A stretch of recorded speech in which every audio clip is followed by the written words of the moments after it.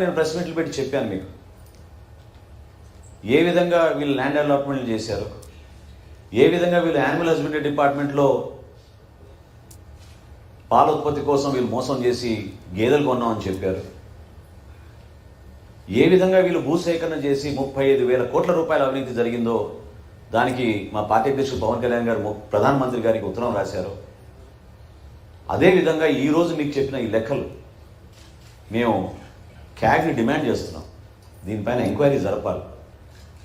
రాష్ట్ర ప్రభుత్వం కూడా 4 రోజుల్లో శాసనసభ సమావేశాలు, చివరి శాసనసభ సమావేశాలు ఈ ప్రభుత్వానికి ప్రారంభమవుతున్నాయి కాబట్టి ఈ బడ్జెట్ సమావేశంలో ఖచ్చితంగా ఈ ప్రభుత్వం, ముఖ్యమంత్రి గారు వీటిపైన సమగ్రమైన విచారణ జరిపి ఈ లెక్కల్ని తేల్చాల్సిన అవసరం డెఫినెట్గా ఉంది.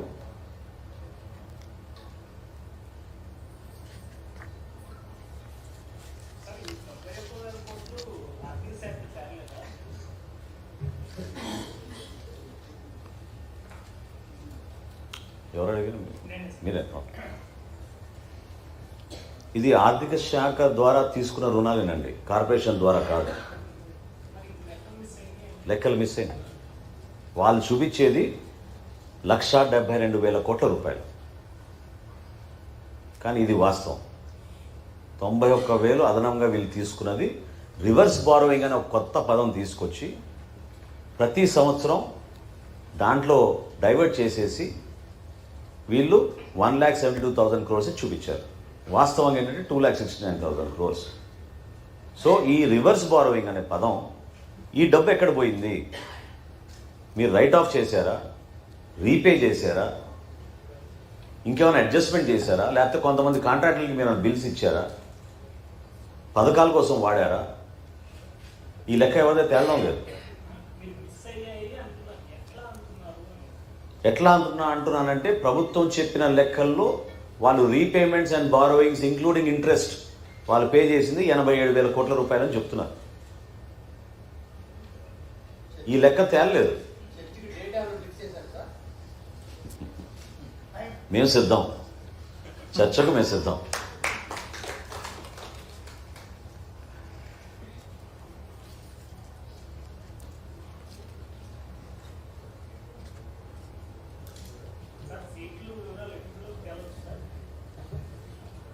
త్వరలోనే అండి.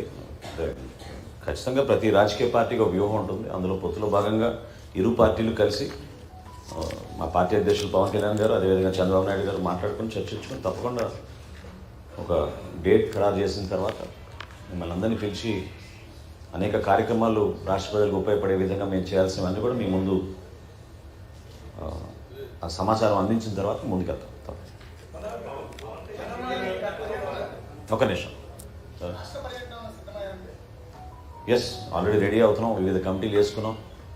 సో అన్ని జిల్లాల్లో వీలైనంత వరకు ఎక్కువ నియోజకవర్గాలు కవర్ అయ్యేటట్టు పవన్ కళ్యాణ్ గారి పర్యటన కార్యాచరణ సిద్ధమవుతోంది. మా నాయకులందరూ కూడా దానిపైన చాలా లోతుగా ప్రిపరేషన్స్ అన్నీ కూడా చేస్తూ ఉన్నారు.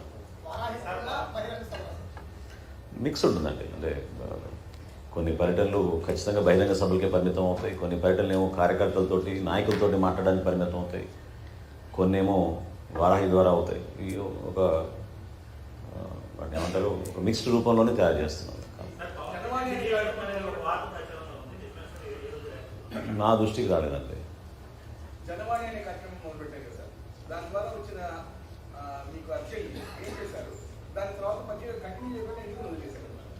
అంటే దాదాపు 6 ప్రాంతాల్లో చేసామండి జనవాణి కార్యక్రమం. 7 పట్టణాలు 6 పట్టణాలు సమగ్రంగా 7 నగరాల్లో చేసామండి. 7 నగరాల్లో కూడా మాకు వచ్చిన అర్జీలన్నీ కూడా మేము రాష్ట్ర ప్రభుత్వానికి, అంటే కొన్ని వ్యక్తిగతంగా వచ్చిన అంశాలపైన పవన్ కళ్యాణ్ గారు స్పందించి అప్పటికప్పుడే ఆ కుటుంబాలను ఆదుకున్నారు. ప్రభుత్వం నుంచి రావాల్సిన కొన్ని రిప్రజెంటేషన్స్ అన్నీ కూడా ప్రభుత్వానికి మేము పంపించాం. దానికి మా రిటైర్డ్ ఐఏఎస్ అధికారి వరప్రసాద్ గారు ఫాలోఅప్ చేశారు. ఇప్పటివరకు 2 సార్లు రిమైండర్స్ కూడా గవర్నమెంట్కి పంపించాం. మాకు వచ్చిన సమాచారం కొన్ని రెవెన్యూ ఇష్యూస్ ఇవన్నీ కూడా కొంతవరకు ప్రభుత్వం నుంచి దానికి సమాధానం వచ్చింది. సో ఎవరైతే లబ్ధిదారులు అర్హత ఉన్న లబ్ధిదారులు వాళ్ళకి అందలేదో అటువంటి అంశాలు ఇంకా పెండింగ్గా ఉన్నాయి, అవి రాలేదు. కానీ ఇవన్నీ ప్రభుత్వంతో ముడిపడి ఉన్నాయి కాబట్టి మేము ప్రభుత్వంలో వచ్చినాక వాటిని ప్రయారిటీగా తీసుకుని చేస్తాం. ఈ ఈ ఈ సందర్భంలో జనవాణి అనేది మేము ఆలోచించడం లేదండి. కేవలం ఇప్పుడు ఎలక్షన్ వాతావరణంలో ఎలక్షన్ గురించి, అదేవిధంగా మేనిఫెస్టో గురించి, ప్రజల్లోకి తీసుకెళ్లాల్సిన అంశాల గురించి వాటిపైన మేము ఎక్కువగా దృష్టి సారించాం.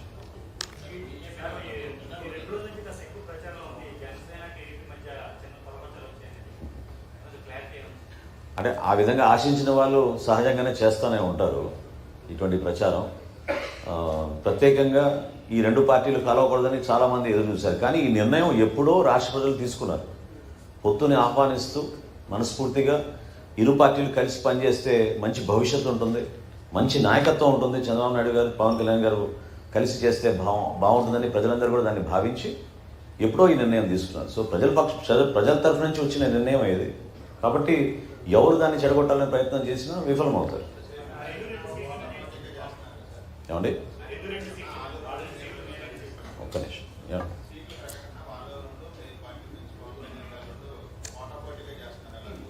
అదే అంటే as a political party we are independent. So ఖచ్చితంగా మా నాయకుల మనోభావాలు, మా కార్యకర్తల మనోభావాలను దృష్టిలో పెట్టుకుని మా పార్టీ అధ్యక్షులు పవన్ కళ్యాణ్ గారు కరెక్ట్గా రియాక్ట్ అవుతారు. సో సహజం అది.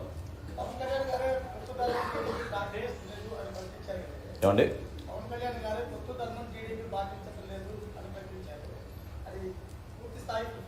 పొత్తు ధర్మం పాటించాలి అని అన్నారు.